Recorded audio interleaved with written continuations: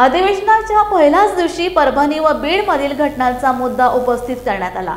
संविधानाची विटंबना व सरपंचाची निर्घृण हत्या या दोन्ही घटना भाजपा सरकार आल्यानंतर घडल्या आहेत। परभणीत एका आंबेडकरी विचाराच्या कार्यकर्त्याचा पोलीस कोठडीत मृत्यू झाला आहे। या घटना अत्यंत गंभीर असून आंबेडकरी अनुयायी व राज्यातील जनतेत प्रचंड संताप आहे। सरकारने या मुद्द्यांवर उत्तर द्यायची तयारी दाखवावी अशी मागणी महाराष्ट्र प्रदेश काँग्रेसचे अध्यक्ष नाना पटोले यांनी केली आहे। बघा, या राज्याच्या जनतेच्या भावना आहेत। विधानसभा असो की लोकसभा असो, या जनतेच्या भावनाचे प्रतीक असतं आणि विरोधी पक्ष म्हणून जनतेच्या भावना सभागृहात ठेवणं, त्या सभागृहाच्या बाहेर ठेवणं हे आमचं काम आहे आणि ते आम्ही करू।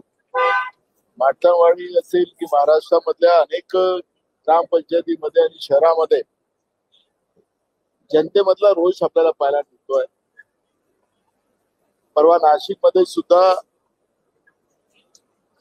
लाखो लोकांनी त्या ठिकाणी या इव्हेंट विरोधात प्रदर्शन केलं आणि त्याच्यामुळे या सगळ्या गोष्टीला आपल्याला मांडलंच पाहिजे। हे आमचं कर्तव्य ते आम्ही मांडू।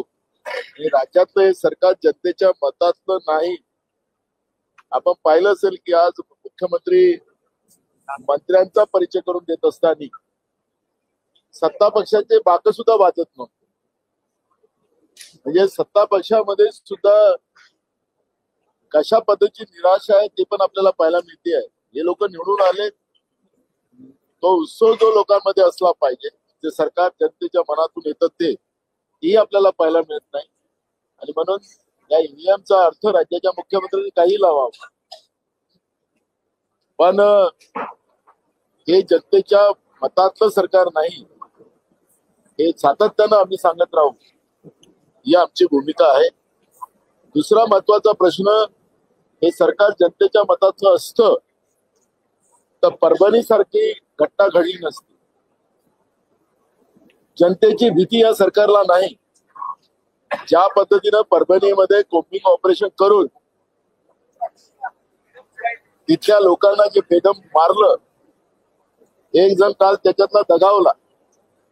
आज आम्ही स्थगन प्रस्ताव मांडला आणि स्थगन प्रस्तावाच्या माध्यमातून आजच्या कामकाजाचा शोक प्रस्ताव असल्यामुळे तो राहिला। आता उद्या आम्ही त्याच्यावरची चर्चा घडवू, पण यांना जनतेची भीती राहिली असती तर यांनी परभणीमध्ये बेकसूर लोकांवर अमानुष लाठीचार्ज केला नसता। ज्या पद्धतीनं कोम्बिंग ऑपरेशन केलं गेलं, मुख्यमंत्री काल पत्रकार परिषदेमध्ये सांगत होते, मी ऐकत होतो की जो कोणी तोडफोड करेल त्यांच्यावर आम्ही कारवाई करू। मग त्यांच्या पोलिसांनीच तोडफोड केलेली आहे। पोलिसांनीच त्या ठिकाणी लोकांना लाठीचार्ज केलेला आहे, ते दिसत आहे। त्याचे व्हिडिओ पण आपल्या माध्यमातून दाखवले गेले। मग पोलिसांवर कारवाई का नाही? तिथल्या जिल्हाधिकाऱ्यावर कारवाई का नाही? तिथल्या एसपीवर कारवाई का नाही? हे प्रश्न या ठिकाणी निर्माण होतील। जे सामान्य माणसासाठी कायदे आहेत ते मोठ्या अधिकाऱ्यांसाठी कायदे आहेत। आणि मला असं वाटतं की दलितांवर ज्या पद्धतीनं परभणीमध्ये ज्या पद्धतीचा अत्याचार करण्याचं काम या सरकारने केलेलं आहे, हे जाणून बुजून केलं गेलेलं आहे। सरकारचाही दोष तेवढाच आहे। एखादी घटना झाल्यानंतर त्या घटनेला वेळेस थांबवता येतं, पण त्या आंदोलन 4 तासाच्या पलीकडे चालवण्याचं काम सरकारने केलेलं आहे। जेव्हा कलेक्टरकडे परभणीच्या महिला भेटायला गेल्या तर तिथं 2च पोलीस होते। ज्यावेळेस लोक एकत्रित झाले त्यावेळेस पोलिसांची संख्या नाममात्र होती। बाबासाहेब आंबेडकरांच्या प्रतिमेची विटंबना आणि संविधानाची विटंबना करण्याचं काम झाल्यानंतर, ज्या ठिकाणी आक्रोश निर्माण झाल्यानंतर वेळेस पोलीस प्रशासनाने त्या ठिकाणी ती घटना थांबवली असती तर मला वाटतं ती घटना झाली नसती।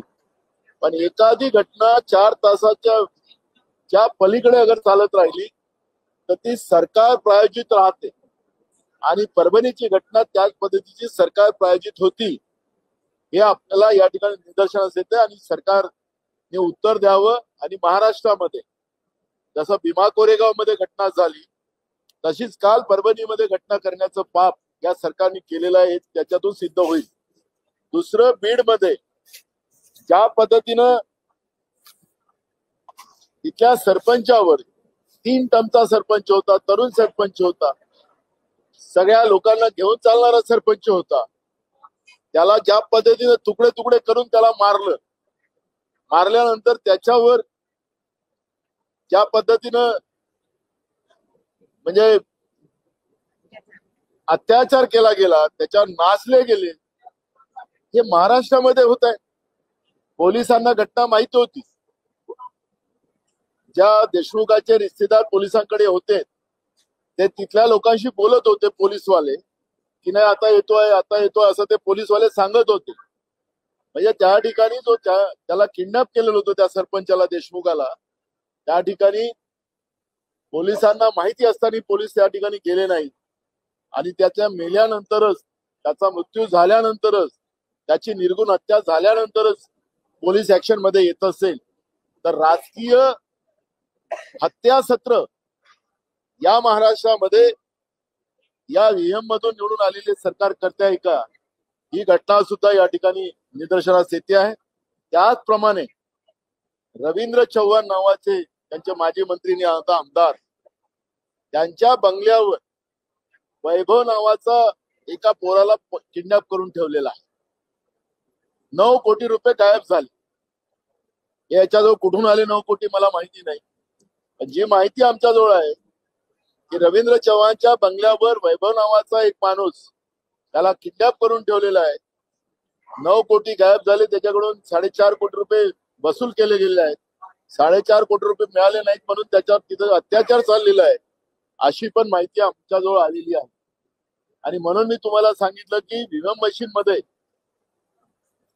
गडबडीने हे लोक निवडून आले आणि म्हणून यांच्याकडे जनतेचा धाक राहिला नाही. आणि आल्या महाराष्ट्रामध्ये दलितांवर, बहुजनांवर अन्याय करण्याचं काम फडणवीस सरकार करते आहे का, हा प्रश्न या निमित्तानं निर्माण झालेला आहे. आणि म्हणून आज आम्ही स्थगनच्या माध्यमातून तो विषय सभागृहात मांडलेला होता, पण अध्यक्षांनी त्याला परवानगी दिलेली नाही.